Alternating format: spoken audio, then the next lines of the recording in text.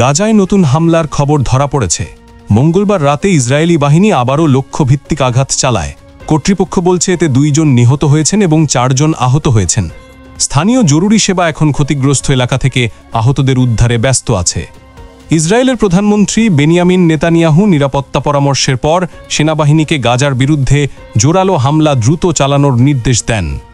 এই নির্দেশ আসে এমন সময় যখন সম্প্রতি হস্তান্তর করা এক কফিনের দেহাবশেষ যথার্থ নয় বলে ফরেনসিক রিপোর্টে দেখা গেছে এবং তা নিয়ে তীব্র বিতর্ক রয়েছে।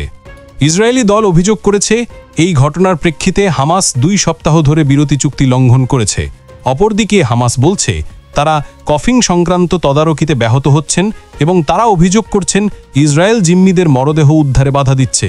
পরিস্থিতি এখনও কাটিয়ে উঠে যায়নি এবং 2 পক্ষের কথোপকথন তীব্র আকাশবাণী ও কূটনৈতিক চাপের মধ্যে চলছে। এ প্রসঙ্গে আন্তর্জাতিক পর্যবেক্ষকরা শঙ্কা প্রকাশ করেছেন যে এই ধরনের হামলা সহজেই নমনীয়তা ভেঙে স্থায়ী সংঘাতে পরিণত হতে পারে। স্থানীয় নাগরিকরা নিরাপদ আশ্রয় ও তাৎক্ষণিক চিকিৎসা সেবার জন্য অধীর আগ্রহে অপেক্ষা করছেন।